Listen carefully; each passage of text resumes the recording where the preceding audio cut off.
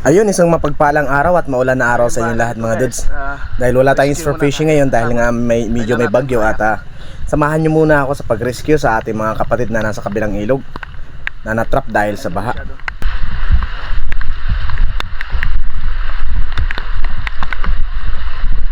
Kailangan natin mag-rescue ng ating kapatid.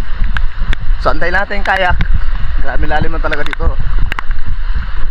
Mamaya makikita nyo.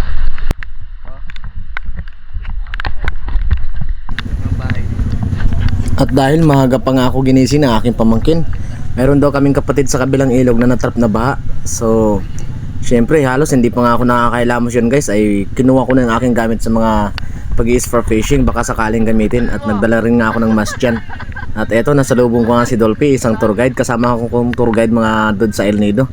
At tingnan nyo naman mga dudes sa mga Filipino, kahit medyo may konting problema na sa ating kapaligiran ay natagagawa pa natin umiti. Kasi kung lagi tayo magpapanik mga dudes ay mawawalan tayo ng diskarte kung anong gagawin natin.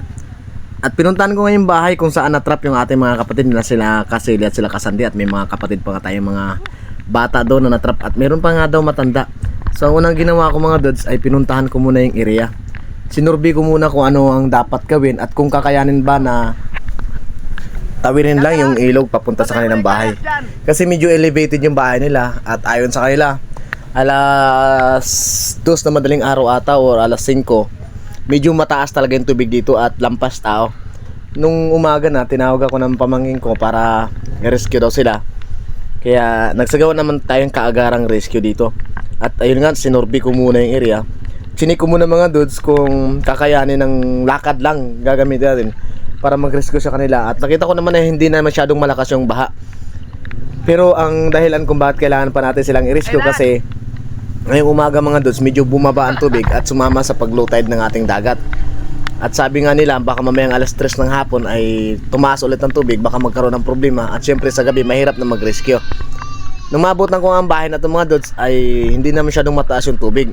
Dahil nga medyo elevated yung kanilang bahay, medyo wala na rin tubig dito. Pero sabi nga nila kaninang madaling araw daw lampas daw dyan yung tubig sa may, ayan, sa may line na yan. So ang ginawa natin ay inantay natin kung anong gagawin natin at pinag-aralan natin mabuti kung ano ang dapat natin gagamitin.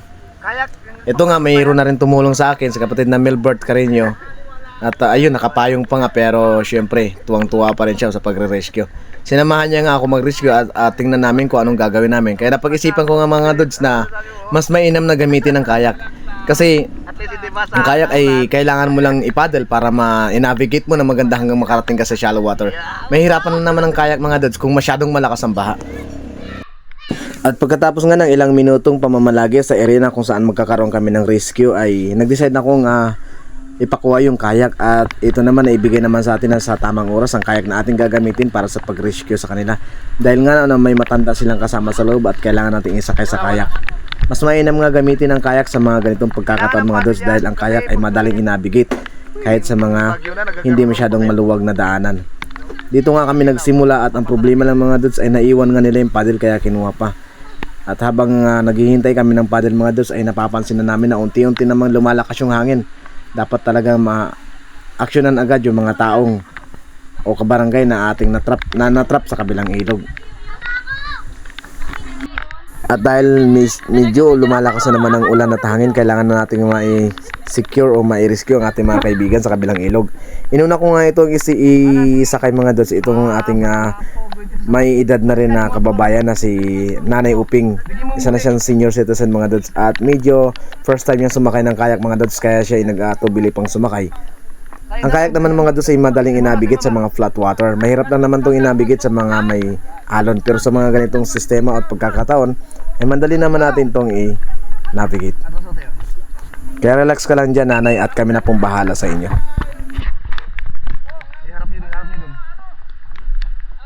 Hindi na kaya na yan. Kaya nyo na yung mga gamit na kukunin dyan. Madali lang namang mag-rescue mga dudes, lalo na kung tulong-tulong kayo at unang-una kabisado nyo yung area na pagre-rescuehin nyo para alam nyo kung saan ang tamang daan para makarating kayo sa isang mababaw na area. At ito nga nauna kong ihatid si Lola Opelia. Kaya naman pagbaba marami na kagad ang nakaabang doon sa may kabilang ilog para ma-secure din ng ating mga kababayan na may ligtas din o may rescue natin ang iba pa nating kaibigan na natrap sa kabilang ilog. Halos pamilya na lang nga nila ang naiwan sa kabilang ilog dahil ang iba'y nakapaglikas na. Umatake nga pala ang napakalakas ng bugso ng ulan mga doon sa mga alas 12 na ng hating gabi. Kaya hindi na nakagawa ng desisyon ito mga taong ating mga nire-rescue. Dahil nga nagulat na lang sila nung biglang tumaas ang tubig. May mga pagkakataong ganyan talaga mga dos na akala mo hindi tataas ang tubig sa iyong area. Pero ito nga medyo hindi na maganda yung nangyari. Buti nga lang mga dos ay nakahanda sila nung tumaas ang tubig at hindi sila talaga nakatulog. Kaya nung umaga ay bigla na lang tumawag sa amin na mayroon daw na trap sa kabilang ilog. Kaya habang hindi pa masyadong lumalakas at tumitindi yung ulan mga dods ay atin na kagad silang na-actionan. Kung may mga magtatanong man mga dods ay unahan ko na kagad kayo. Baka magtanong po kayo na bakit kami lang ang nag-rescue sa kanila. Dahil nga mga dods medyo busy ang ibang mga kaibigan nating barangay official at MDR at ang mga CAFGO na nagre-rescue rin sa kabilang part ng aming lugar. Dahil mas marami po ang i-rescue doon kaysa sa i-rescue namin dito.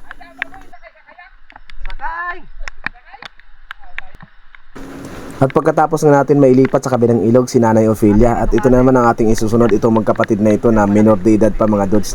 Dahil nga medyo alanganin pa sila maglakad sa bahay, atin ang isinakay sa kayak.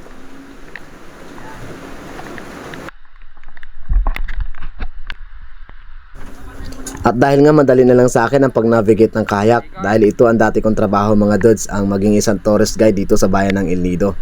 Ginagamit ko nga lagi ang kayak para ihatid ang ating mga bisitang dayuhan galing pa sa ibang bansa para mag-island hopping lang dito sa barangay El Nido. Nagamit lang ang kayak kapag papasok sa Ismulagon or sa Biglagon.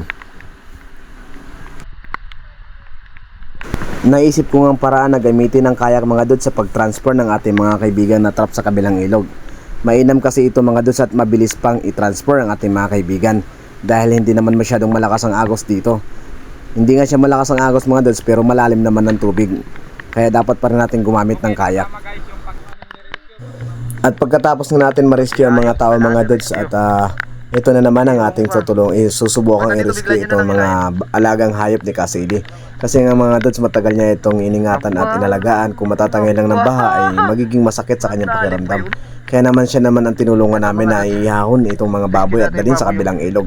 At ito nga, dala-dala ko ng baboy mga dods at naglalangoy lang.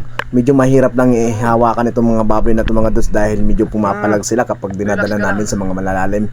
Pero dahil nga marunong maglangoy ang baboy mga dods ay hindi na rin tayo nahihirapan masyado. Walang snorkeling.